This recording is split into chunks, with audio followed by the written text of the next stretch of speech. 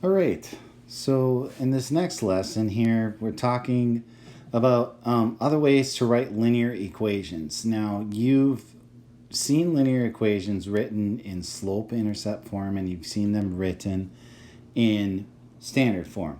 So now we're going to talk about another form that we have available to us that's really good for helping us to get started with writing something, all right? And that is called point slope form. And this point slope form is shown right down here. It's this y minus y1 equals m times x minus x1. And the m is slope, as usual, right? So on over here we'll say m is our slope. That much we know.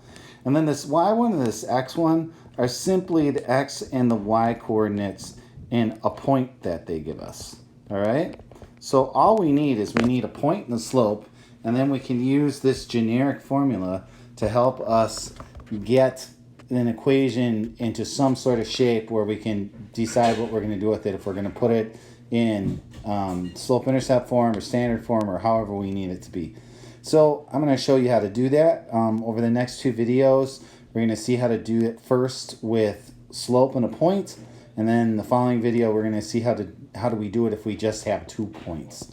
All right, so let's start with slope and a point. So write an equation in point slope form and slope-intercept form. So we're going to have 2 equations, all right, when we're done. Okay, for the line that passes through -1, 2, and has a slope of -1/2. So that form is y minus y1 equals m times x minus x1. And all we've got to really do to write this is simply substitute in these places. So we got our point is this x1 and this y1, right? That's x1, y1. And that point is right here, right? It's this point, -1, 2. And then our slope goes right there. And our slope, if we look at that, is -1/2. So we've got the information we need. Now we're just going to put it into the equation. So we're going to start by writing y minus, and then our y1 is 2. Y minus 2 is equal to our slope, which is -1/2, times x minus, and then whatever x1 is. And then x1 is -1/2. So it's minus -1. All right? And then we'll clean this up a little bit. So we got y minus 2. That's about as simplified as it can be. -1/2. And then we got to deal with this double negative right here. We got a minus, that becomes a plus. So then x plus 1. So this is our point slope form.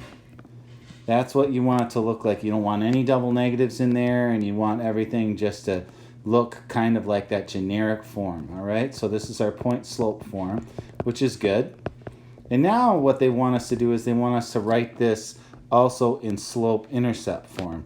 So if we're going to write it in slope-intercept form, that is y equals mx plus b, right? That's this form right here, y equals mx plus b. Well, you can see clearly in this form that there are no parentheses and that y is by itself. So we've got a little bit of work to do with this equation right here. So we're going to start with that equation. We're going to leave it as y minus 2, and then we're going to distribute that -1/2 through that parentheses, all right? So -1/2 times x just gives you -1/2 x, and then -1/2 times +1 gives you -1/2.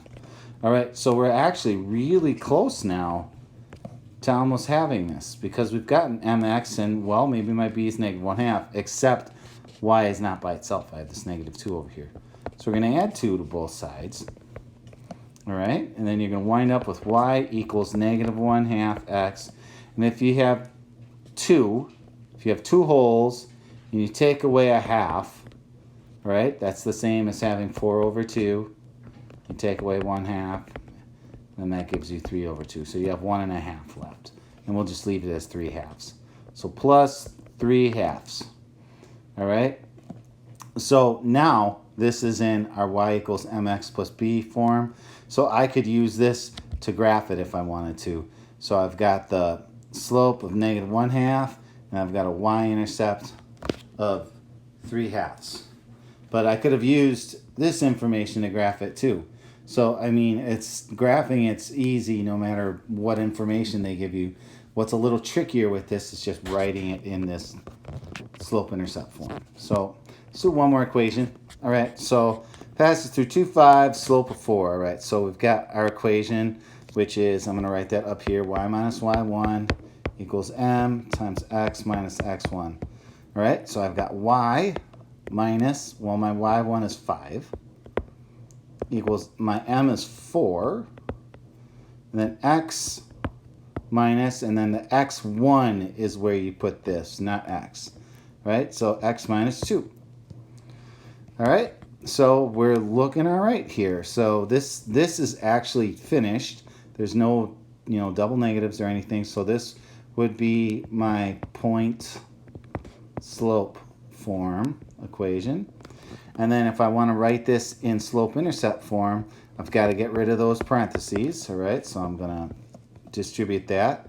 So 4x minus 8, because 4 times -2 is -8. And then I'm really close, but I got to make sure I don't have a number over on this side where the y is. So I'm going to add 5 to both sides.